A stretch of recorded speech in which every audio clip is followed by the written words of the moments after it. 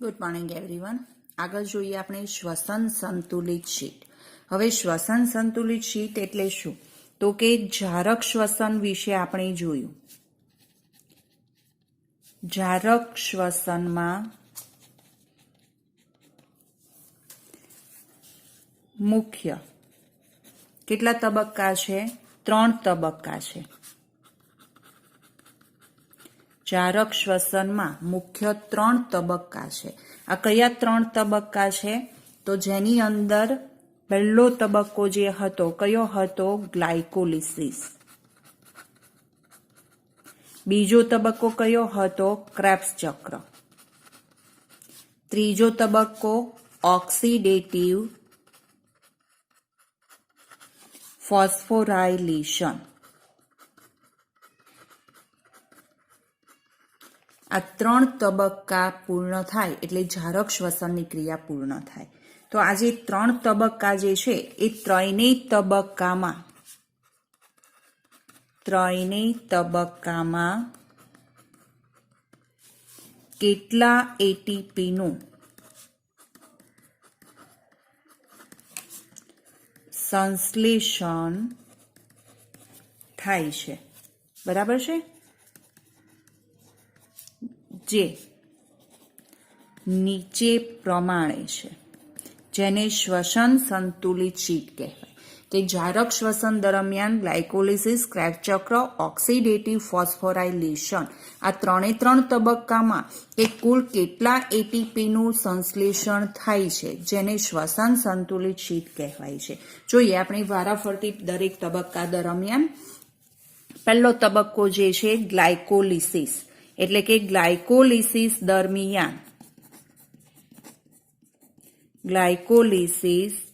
દરમિયાન એટીપીનું સંશ્લેષણ. જો ખાસ ધ્યાન આપજો, આને આધારિત એમસીક્યુમાં કેલ્ક્યુલેશનના એમસીક્યુ પૂછાય છે. જો આ કેલ્ક્યુલેશન આવડશે તો કેલ્ક્યુલેશનના એમસીક્યુ આવડે.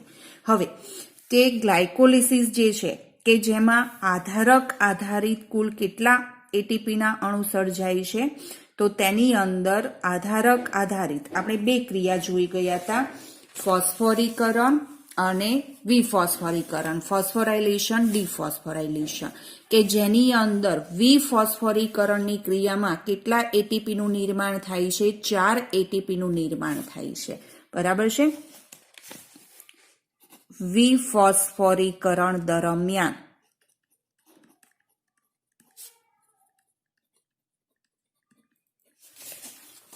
કેટલા એટીપી બન્યા? 4 એટીપી નિર્માણ થાય છે. પણ ફોસ્ફોરીકરણ દરમિયાન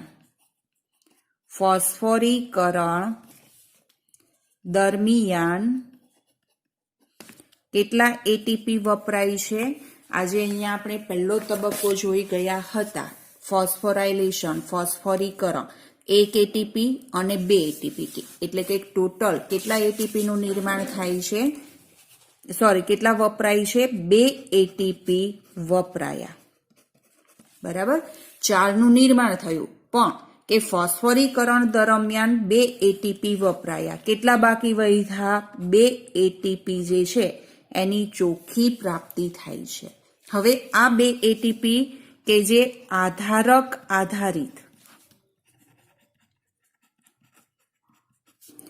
પ્રાપ્ત થયેલા એટીપી છે, એટલે સીધા જ આધારક આધારિત પ્રાપ્ત થયેલા એટીપી 2 મળ્યા. હવે જોઈએ તેની અંદર કે ઓક્સિડેટિવ ફોસ્ફોરાયલેશન દરમિયાન કેટલા એટીપીની પ્રાપ્તિ થાય છે. આ આધારક આધારિત છે. ઓક્સિડેટિવ ફોસ્ફોરાયલેશન દરમિયાન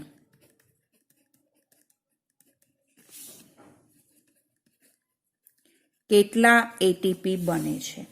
હવે કે ગ્લાયકોલિસિસ દરમિયાન NADH2 ના કેટલા અણુ સર્જાય છે? 2 અણુ સર્જાય છે. બરાબર છે? કે અહીંયા આપણે જોઈએ ગ્લાયકોલિસિસની જે પ્રક્રિયા છે એ પ્રક્રિયા દરમિયાન 2 NADH2 ના અણુનું નિર્માણ થાય છે. તો હવે આ જે 2NADH2 છે એ શેમાં દાખલ થાય? ઓક્સિડેટિવ ફોસ્ફોરાયલેશનની અંદર દાખલ થાય. ગ્લાયકોલિસિસ દરમિયાન 2 NADH2 ના અણુ સર્જાય છે. 2NADH2 સર્જાય છે. હવે એક NADH2 દરમિયાન કેટલા એટીપી બને? 3 એટીપી. પણ અહીંયા કેટલા NADH2 છે?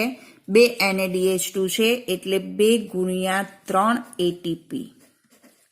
કેટલા એટીપી અહીંયા પ્રાપ્ત થશે? આપણને 6 એટીપીની પ્રાપ્તિ થાય. ઓક્સિડેટિવ ફોસ્ફોરાયલેશન દરમિયાન 6 એટીપી, કારણ કે એક NADH2 નો અણુ ઓક્સિડેટિવમાં જાય એટલે 3 એટીપી મળે. 2 NADH2 ઓક્સિડેટિવ ફોસ્ફોરાયલેશનમાં જાય એટલે આપણને 6 એટીપી મળે. આમ ગ્લાયકોલિસિસ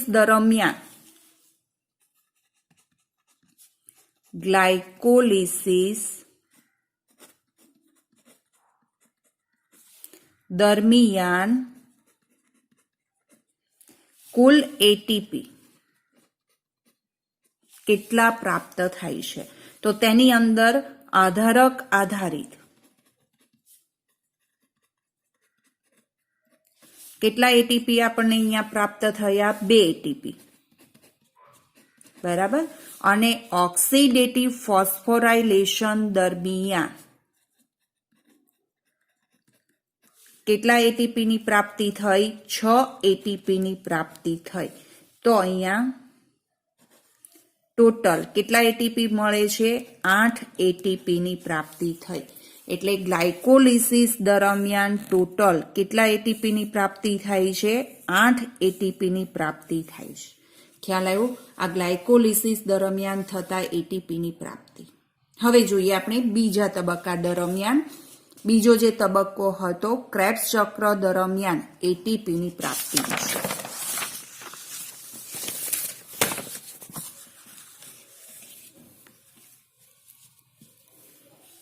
બીજો તબક્કો ક્રેબ્સ ચક્ર દરમિયાન કુલ એટીપીનું સંશ્લેષણ. ક્રેબ્સ ચક્ર દરમિયાન કુલ કેટલા એટીપી બને છે એના વિશે આપણે જોઈએ. ક્રેબ્સ ચક્ર યાદ છે દરેકને?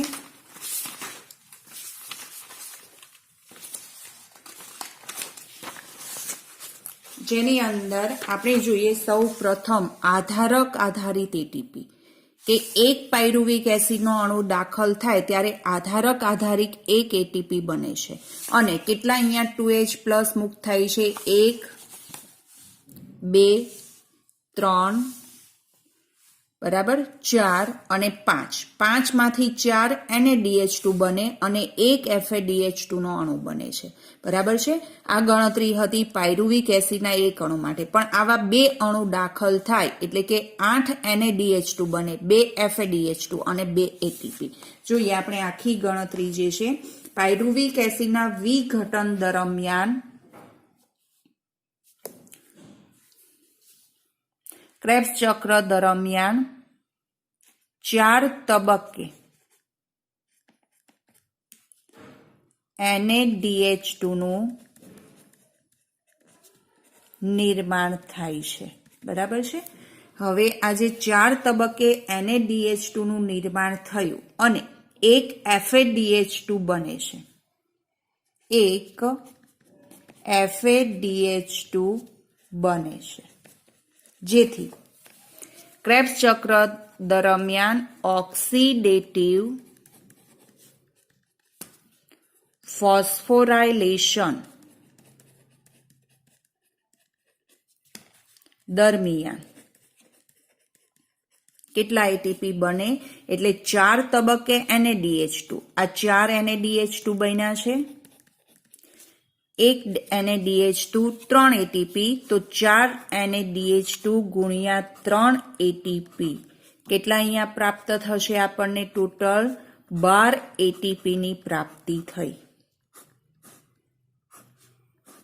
બરાબર. હવે એક FADH2.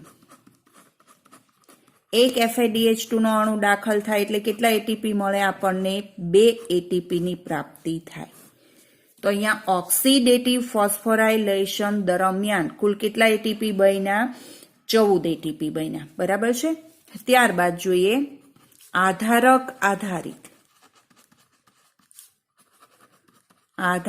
આધારિત કેટલા એટીપી બને છે? 1 એટીપીનું નિર્માણ થાય છે. આધારિત 1 એટીપી જે છે એ બને છે. હવે જોઈએ કે પાયરુવિક એસિડ જે છે એ પાયરુવિક એસિડના એક અણુ વિઘટન પામે ત્યારે કેટલા એટીપી બને છે?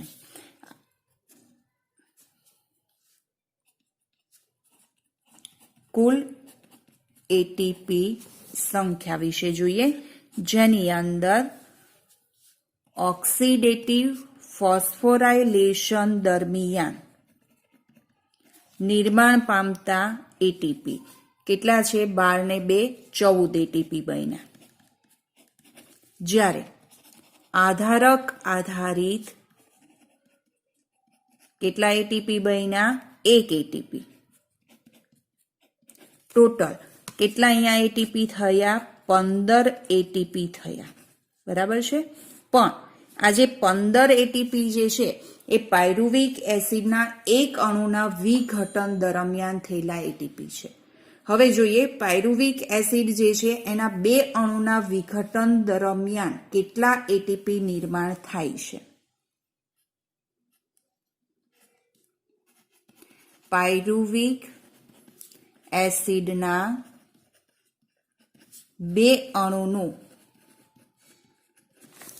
વિઘટન થાય છે.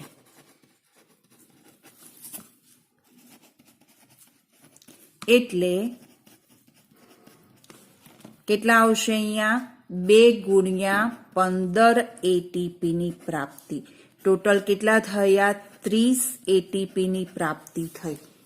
ખ્યાલ આવ્યો કે કુલ જે છે ક્રેબ્સ ચક્રના અંતે અથવા એક ગ્લુકોઝ અણુ જે પાયરુવિક એસિડ છે એ પાયરુવિક એસિડના અણુ દરમિયાન કે 30 અણુની પ્રાપ્તિ. એક અણુના વિઘટન દરમિયાન 15 એટીપી, 2 અણુ દાખલ થાય છે એટલે કે 30 એટીપીની પ્રાપ્તિ થાય છે. હવે સમગ્ર જારક શ્વસન દરમિયાન આપણે જોયું ક્રેબ્સ ચક્ર દરમિયાન. હવે જોઈએ કુલ એટીપી કેટલા બને છે એના વિશે. સમગ્ર જારક શ્વસન દરમિયાન કુલ કેટલા એટીપી બને છે એના વિશે જોઈએ. તો પહેલા આપણે જોઈએ ગ્લાયકોલિસિસ દરમિયાન ટોટલ કરીએ, જે આપણે હવે જોઈ ગયા છે તે ગ્લાયકોલિસિસ દરમિયાન કેટલા એટીપી હતા. તો કે ગ્લાયકોલિસિસ દરમિયાન આધારિત કેટલા એટીપી પ્રાપ્ત થયા હતા? 2 એટીપી. ઓક્સિડેટિવ ફોસ્ફોરાયલેશન દરમિયાન કેટલા એટીપી બન્યા હતા? 6 એટીપી. એટલે ગ્લાયકોલિસિસ દરમિયાન કુલ એટીપી જે છે કેટલા બન્યા? 8 એટીપી. બરાબર છે. હવે કે ત્યાર પછી ક્રેબ્સ ચક્ર દરમિયાન જોઈએ. ક્રેબ્સ ચક્ર દરમિયાન કુલ એટીપીની પ્રાપ્તિ કેટલી થાય છે? અહીંયા આપણે જોયું 8 એટીપી બને છે. ક્રેબ્સ ચક્ર દરમિયાન આધારિત કેટલા એટીપી બને છે? 2 એટીપી. અને ઓક્સિડેટિવ ફોસ્ફોરાયલેશન દરમિયાન કેટલા એટીપી બન્યા? ઓક્સિડેટિવ ફોસ્ફોરાયલેશન દરમિયાન 28 એટીપીની પ્રાપ્તિ થઈ. 14 28. બરાબર છે. હવે કે અહીંયા આપણે જોઈએ ટોટલ કેટલા એટીપી થયા? 28 ને 2 30 એટીપી ક્રેબ્સ ચક્ર દરમિયાન. એટલે બધાનો જો ટોટલ કરીએ 30 અને 8 કેટલા એટીપી પ્રાપ્ત થયા? અહીંયા 38 એટીપીની પ્રાપ્તિ થઈ છે. એટલે કે કુલ સમગ્ર ઝારક શ્વસન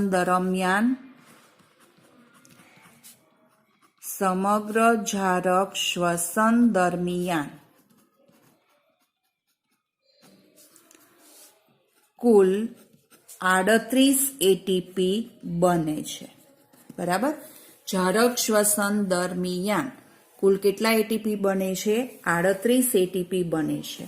હવે કે ગ્લુકોઝ બંધારણમાં રાસાયણિક શક્તિ જે એટીપીના બંધારણમાં રહેલી શક્તિ જે છે એની કાર્યક્ષમતા લગભગ 45% છે અને બાકીની વ્યય થતી હોય છે. હવે આ જે 38 એટીપી બન્યા છે કે જેમાંથી 2 એટીપી વપરાય છે. ક્યાં વપરાય છે એ આપણે જોઈએ કે આ ઉપરાંત પાયરુવિક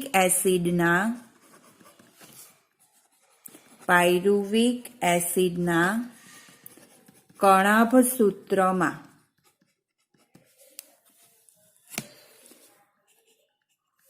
પ્રસરણ દરમિયાન 2 એટીપી વપરાય છે.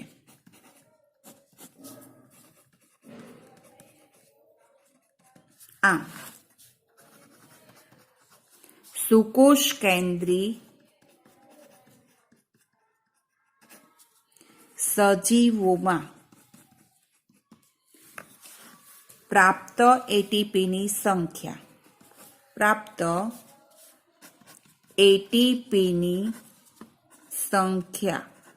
કેટલી ગણાય છે?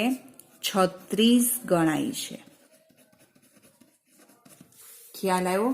ટોટલ જે છે અથવા ચોખ્ખા એટીપીની પ્રાપ્તિ 38 થઈ છે, પણ ક્રેબ્સ ચક્ર દરમિયાન પાયરુવિક એસિડ કોષના આધારકમાંથી કણાભ સૂત્રમાં દાખલ થાય છે. જ્યારે કણાભ સૂત્રમાં દાખલ થાય ત્યારે અહીંયા 2 એટીપી જે છે એ વપરાઈ જતા હોય છે. બરાબર? એટલે 38 માંથી 2 બાદ કરતા કેટલા એટીપી વધે છે? 36 એટીપી વધે છે. ખ્યાલ આવી ગયો દરેકને? બરાબર?